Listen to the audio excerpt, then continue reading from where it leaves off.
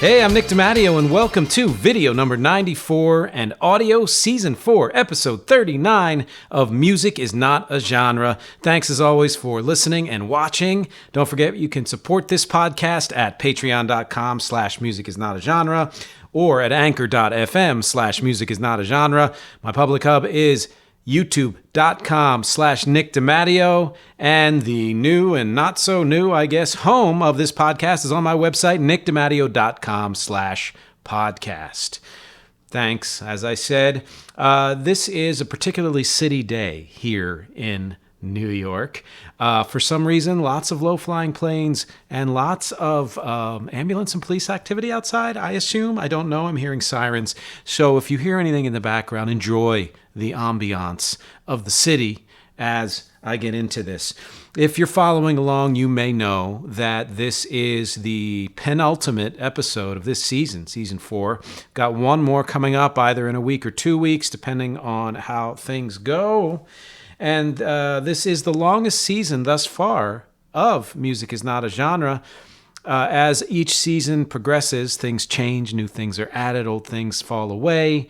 And I will be doing a complete season review as well as one of my catch-up episodes and throwing in some new things for the final episode coming up in a week or two.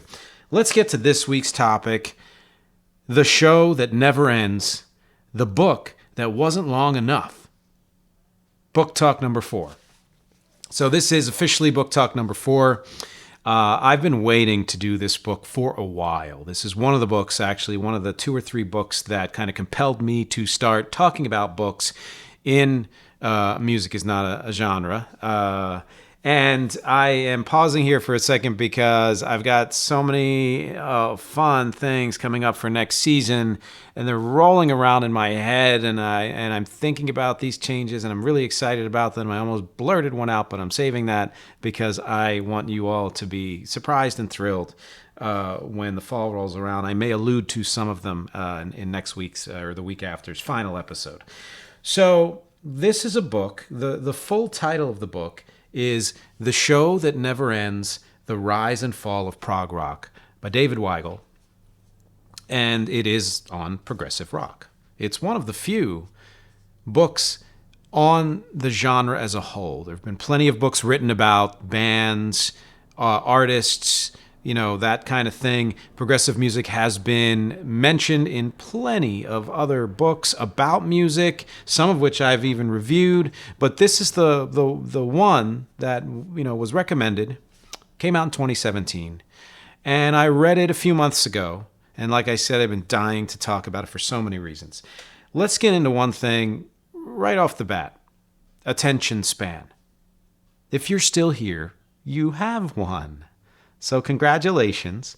And I say it that way just as a joke, but I think a lot is made in many fields and with many ideas and the many ways that people act and interact and develop of new technologies. Every time a new technology comes out, there are naysayers who will claim that technology is eroding society in some way. That has never happened because of one technology. Many technologies have been used in ways by humans to contribute to the erosion of certain things.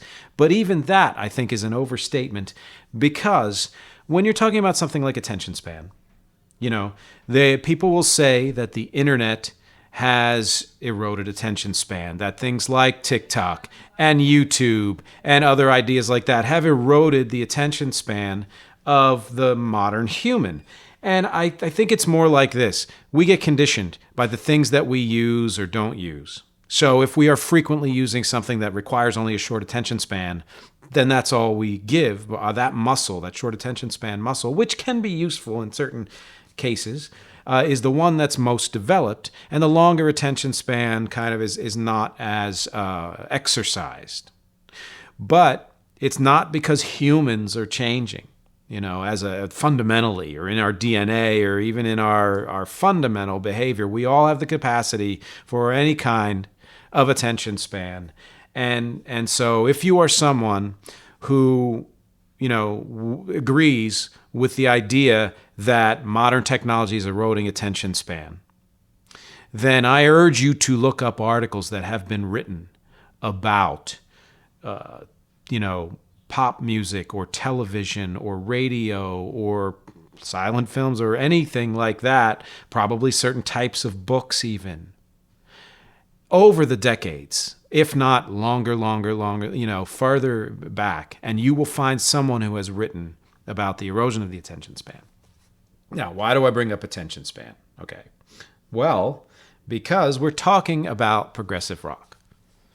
And we're talking about a progressive rock book. To read a book, a complete book, you need an attention span. You need to focus. You need to find a way to get into it. To listen to progressive rock, that is also the case. It's not the only kind of music for which you need an attention span. You can think of, classical jazz, certain types of electronic music, certain types of dance or techno music, which I will get into a little bit later. And other forms of music have gone, long, let's say. There have been singles that have been 6-7 minutes long, even hit singles. So attention span is something that can be useful everywhere. But we know, if you know anything about music, that for progressive rock, that's something that you really need.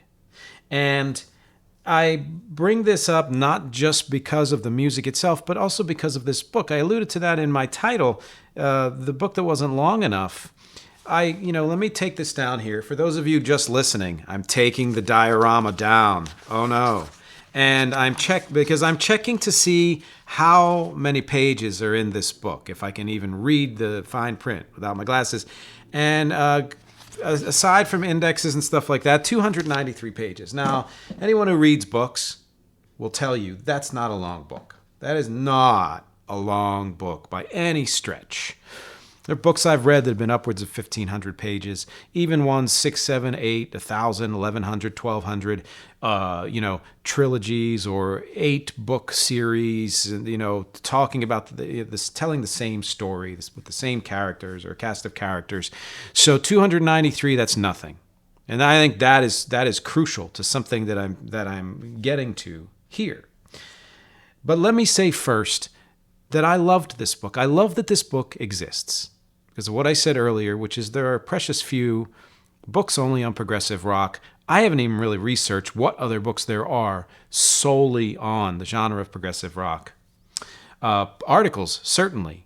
And again, certain single individual bands or people or band families, let's say. Because if you know anything about progressive rock, you know that one member of one band of Yes will go to King Crimson, will go to, who knows, Asia and all the other. There's always relations because those bands kept morphing. And in this case, I find, well, first of all, my love for this book comes not just because it's one of the few books on prog rock, but because it's actually well done. David Weigel obviously knows what he's talking about and obviously loves the music and has put all of that together and given us kind of a slightly more than an overview of progressive rock. There's history in there. He talks about Soft Machine and bands, that were kind of pre-progressive or the, nascent progressive music.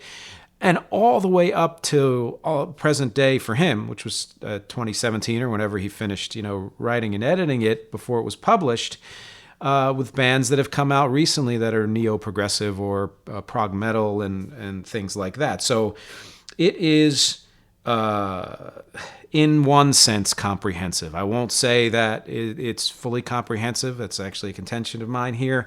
But for the casual listener, for someone who's curious about progressive rock, maybe doesn't know anything about it, this is the book to pick up.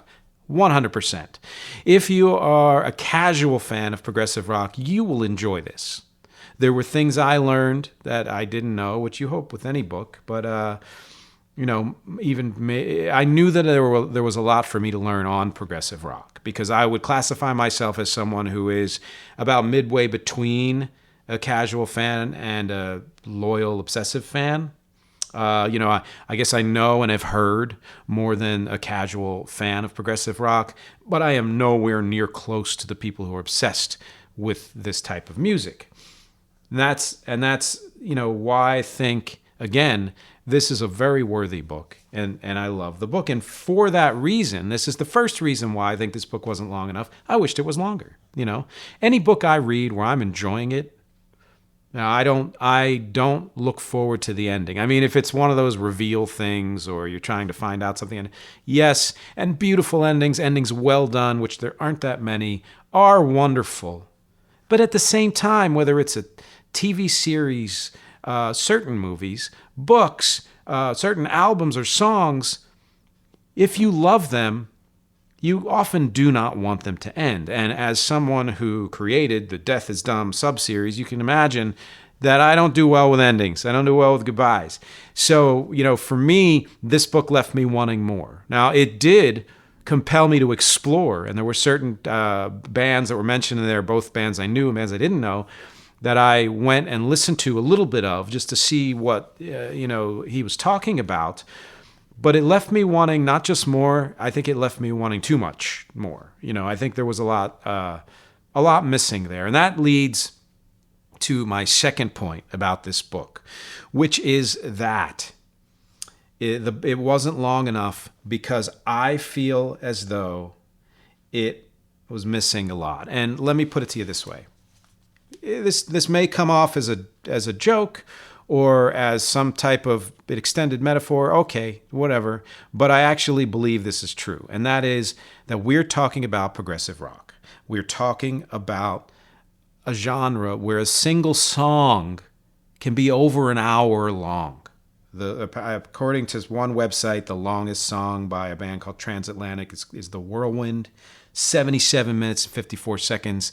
If there's somebody out there who has heard of a longer song, let me know.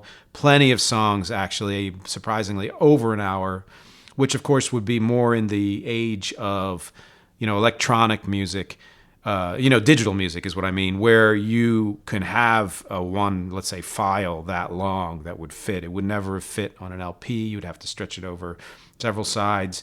It would barely have fit on one CD. And you probably could squeeze it on there if you didn't mind a slightly lower quality. But for streaming music, make things as long as you want, basically.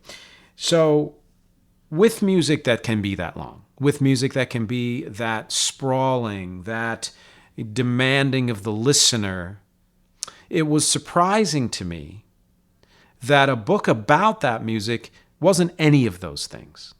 It wasn't very demanding, and that could be a selling point. It was easy to read. It was very easy to read and very easy to get into and very easy to understand, and he really connected threads and all of that.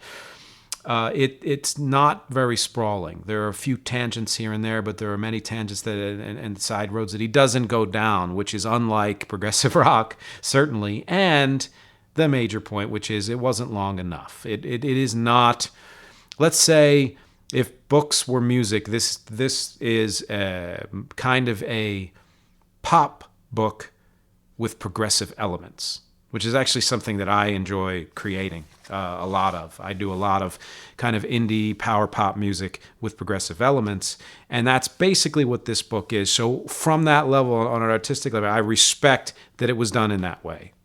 And at the same time, as a fan, casual or slightly more than casual fan of progressive rock, I wanted a book to dive into the way I would dive into a progressive rock, song or album.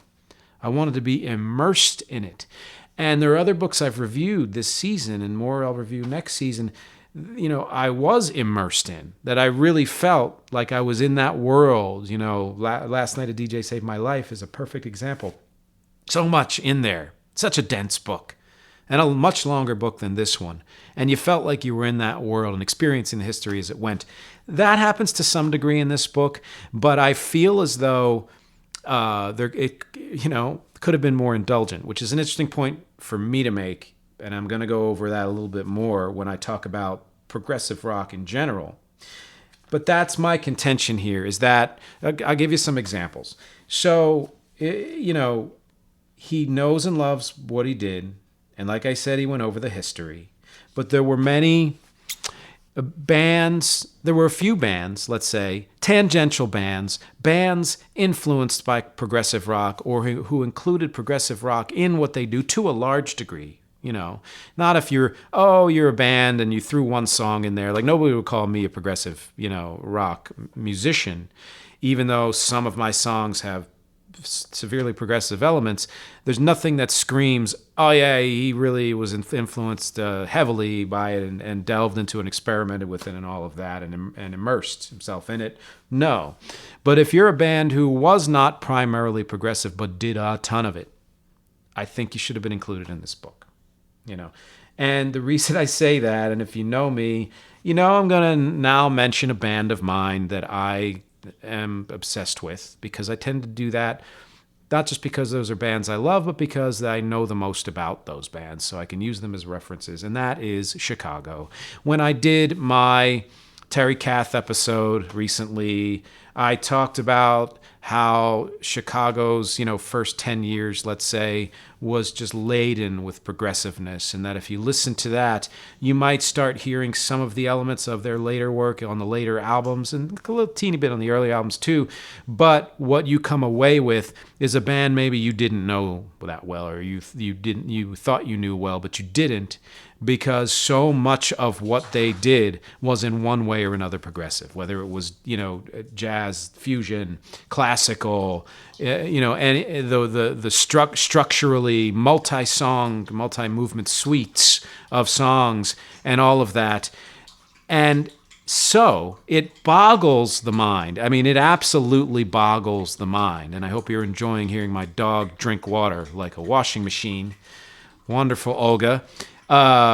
It boggles the mind that, yes, he threw in Journey. Yes, he threw in Toto. Bands who had pop hits, but who had, Journey was primarily progressive for many years, and Toto is certainly progressive in many of the things that it has done. Why wouldn't you mention Chicago? Now, I think, and again, I've been wrong before, or there are people who disagree. Let's say that this is similar to the Billy Joel idea, that there are certain fans of certain kind of music and certain critics who look down upon Billy Joel. And I'm not going to get into why. Go ahead and watch or listen to the Billy Joel episode that I did earlier this season, and you'll get that. I feel as though the same is the case for a band like Chicago. Now, listen, if you're just a person who, okay, Chicago, hard habit to break, whatever else, hard to say I'm sorry, fine. You may not even know that they had that extensive of a progressive period. But if you are a music journalist, a music lover, a music critic, or anybody in that world where you know more than the average person, the only reason you wouldn't mention Chicago when you're talking about progressive music is because you have maybe somewhat of an elitist tendency. Now, it could be just didn't know the band, forgot about it, but I think that this author knows a whole hell of a lot of what he's talking about, and maybe at a certain point just kind of made the, let's say the decision that this wasn't a band worthy of inclusion. I can't say that's the case. I don't know the author, but when it hit me, I looked into the index because I started to get, into the 70s when he was going chronologically and didn't see him mentioning Chicago, and there's not even an index, entry on the band. So that to me kind of illustrated a larger point with the with the book, which is that even though it is, like I said, relatively comprehensive, it is in some ways selective. And that if you're going to dive into progressive rock, be a completist, because that's what most progressive rock albums do. Even individual songs at times do that. It's just throwing whatever in there that works, that is a part of the subject of what you're doing, whether it's the song or the album. That should happen here with a book like this. Another good example is that he does mention in passing how electronic and dance music influenced certain elements of progressive rock. And And I'm singling out that type of music, even though so many other types of music have influenced progressive rock, whether it's jazz or classical or pop or, straight ahead rock or funk or any of that stuff. But in particular, this, yes, he did mention how electronic dance music influenced progressive rock, but he did not really make any mention of the reverse relationship of how progressive rock not only influenced that type of, electronic and dance music, but there are ways in which progressive rock music, jam band, like, early days, the San Francisco scene and beyond, well beyond that, and electronic, techno, dance, house, any of that, kind of in many ways developed together, or developed in an overlapping way. Of all of those, the jam band more or less rose to prominence first. The Grateful Dead and even, Jefferson Airplane and all of that. Then progressive rock came and took a lot of what that was and, codified it and made it more structural and actually wrote it out. And you had the explosion of progressive rock in the 1970s. And if that's all you know, you might think it died then. It didn't. And what's one of the good things about this book is that it goes into what other progressive, bands inherited that idea of progressiveness in the 80s, in the 90s, and beyond. And you have bands like Marillion with Fish as the leader, who was certainly an inheritor of, let's say, the Genesis, brand of progressive rock. Asia, they're connected to the early progressive rock, so it's hard to say they were just influenced by them. But if, I went and listened to all of Asia's catalog, and I can't say they're one of my favorite bands, but I did because a friend of mine wrote a book about them. And it's stunning how much progressiveness came and went within their catalog over all these years. Or a band like Tool, kind of the neo-progressive, prog metal, super progressive though. So progressive. And then beyond that, Porcupine Tree, who's been around for a long time, but didn't really rise to prominence till, maybe around Tool, but also a little bit later. And so many others, Voivod and bands that I don't really know that much about because I'm not an obsessive. But it's cool that he went into kind of that history. And in that way, you can see how much he knows and how much he threw in there to be that, complete on certain things. But then to leave out, again, certain bands that were, that really dived, knee deep or further, waist deep into progressive rock, such as Chicago, or how important the idea of progressiveness has been not just to progressive rock. Let's set jam bands aside for so many reasons, but let's just do that for now and understand that if you know anything about dance music, about techno music, especially as it started to unfold partly in the 70s, but certainly in the 80s and very, very much so in the 90s and beyond, you know that there are songs there that by nature of the genre, it's meant to be played for people to dance to and to be kind of this endless, rave, joy. Rave unto the joy fantastic. If you know what that reference is, go ahead and tell me in the notes below. But there's a reason why, though, there were so many dance songs that were intended to be longer, or dance remixes of pop songs, which were really, really popular in the 80s and somewhat in the 90s, that took a song that might have been 3-4 minutes and extended into 7, 10, 12 minutes and longer, and really made it kind of this endless thing. That's a progressive move, And I think some attention should have been paid to that in a book like this, because it shows respect for the idea of progressive music, for the idea of progressiveness in music beyond just progressive rock. And if you're going to mention some bands that took the elements of progressive rock and molded it into pop, the way middle and late period Genesis or Journey, certainly, or Yes, then you should mention other bands that kind of came at it from the other way, who were known more as predominantly rock or pop, but folded in a lot of progressive elements. I mean, there's progressive hip hop. There's so many offshoots of this music, over the decades.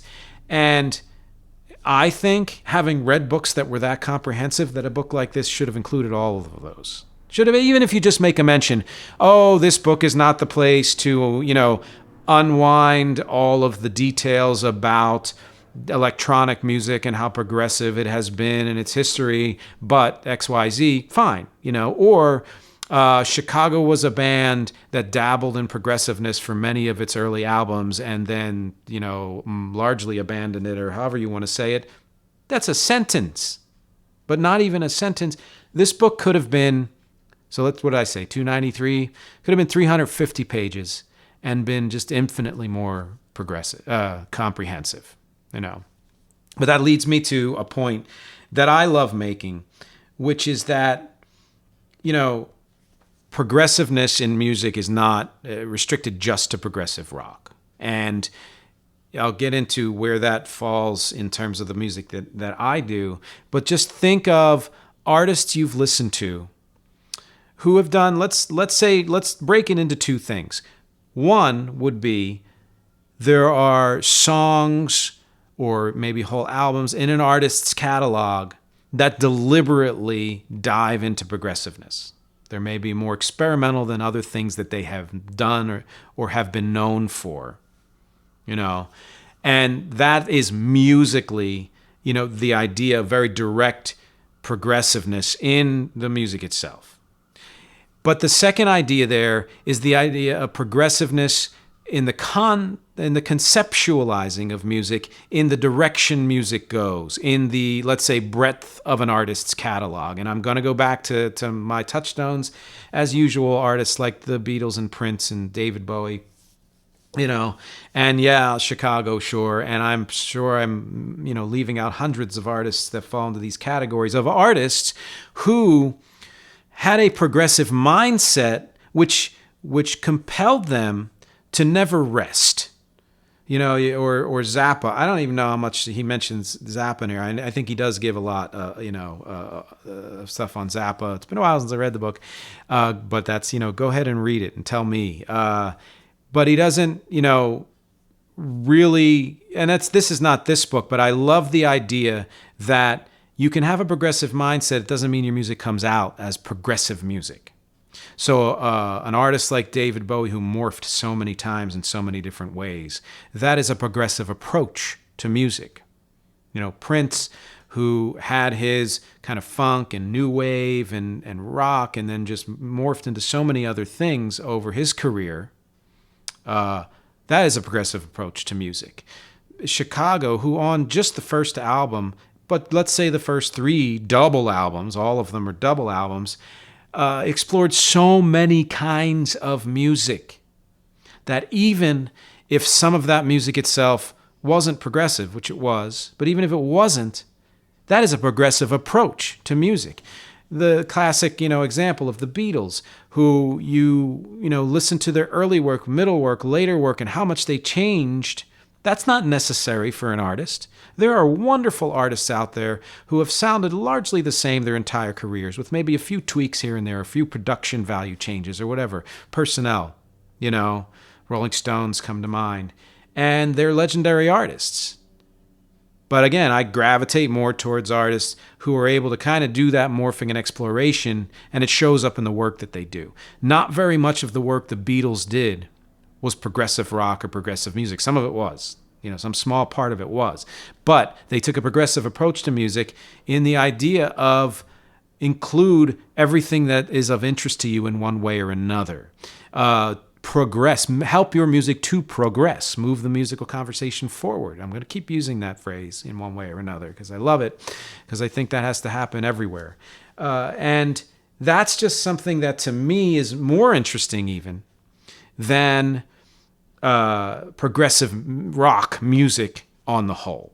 And let me make that distinction. As I said, I'm more than a casual fan of progressive rock, but much less than an obsessive fan.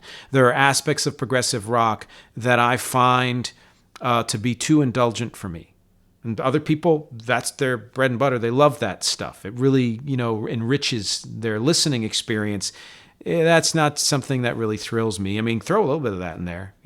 It's why I think Yes is my favorite progressive rock band, because they always knew how much indulgence to go. I mean, I know Tales from Topographic Oceans, you might, maybe that's the one where they went overboard.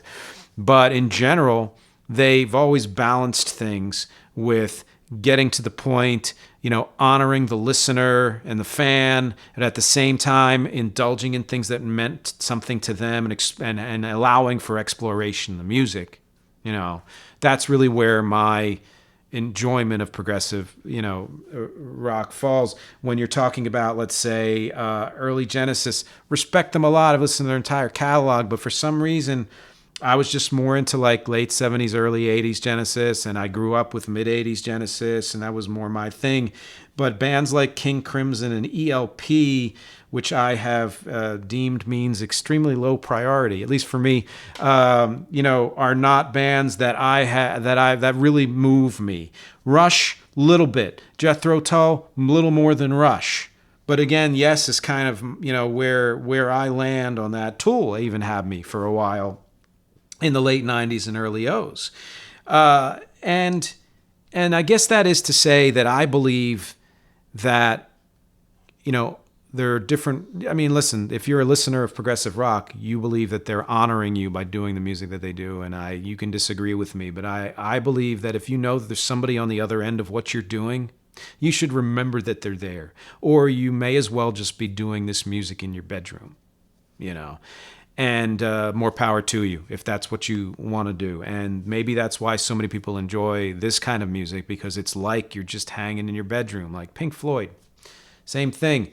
Man, absolute rabid, obsessive fans of Pink Floyd. And I listened to their whole catalog, and it just doesn't grab me, I mean, again, late 70s, early 80s, where I kind of came in to them, and some of their songs absolutely amazing. And yes, this is not to say any of these bands are not genius, wonderful bands.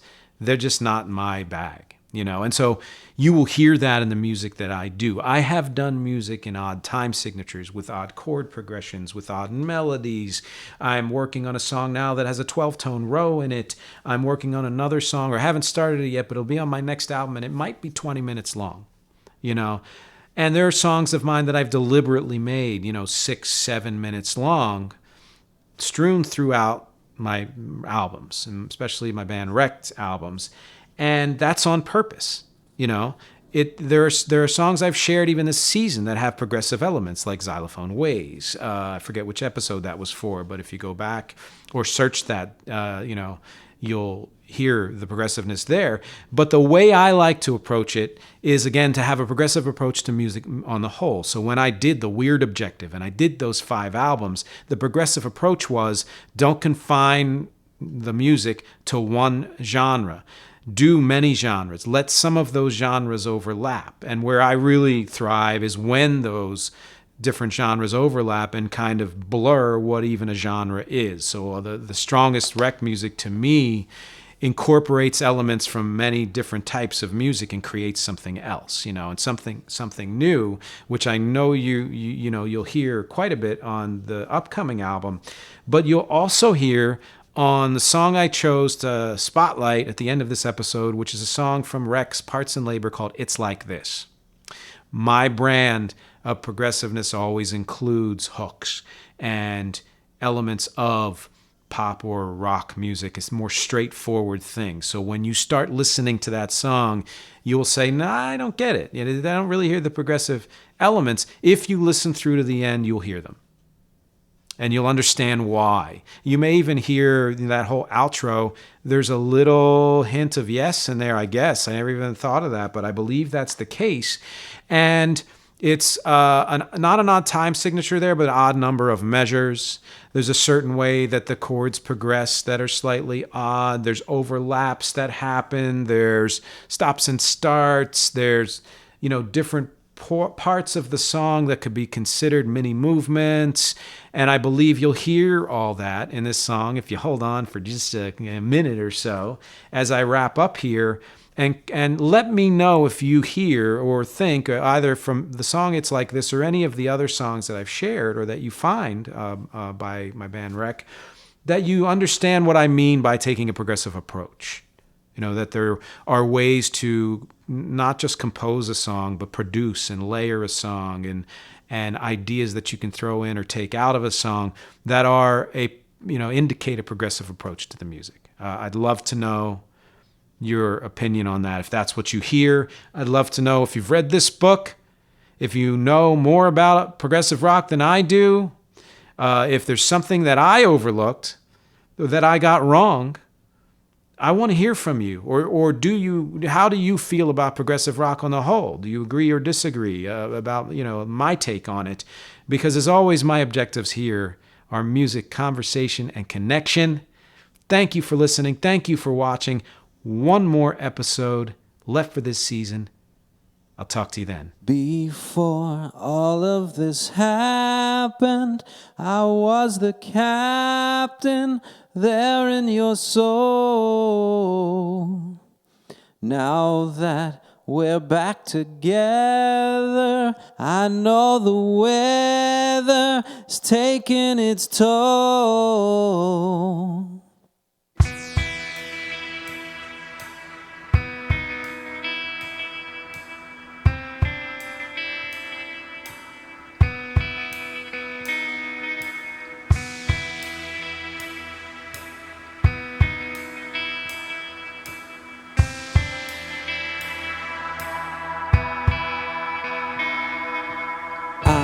In the spaces between, if you know what I mean, maybe you won't be scared to explore.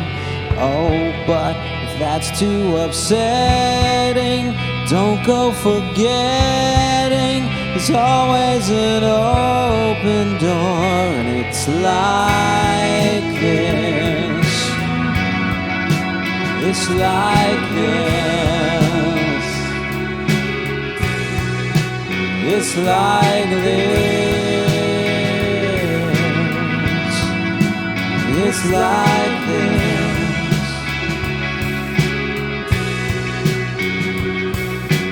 Oh, if you still can believe me, there is a party waiting for you.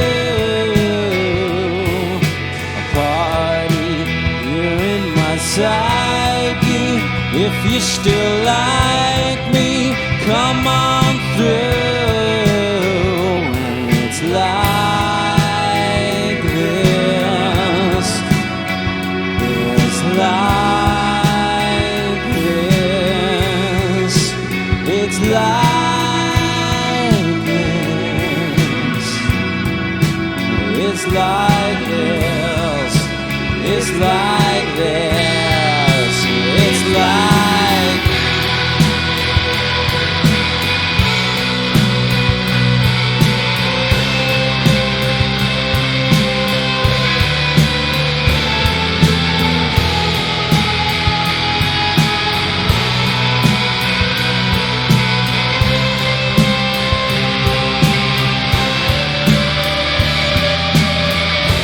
and we are strong.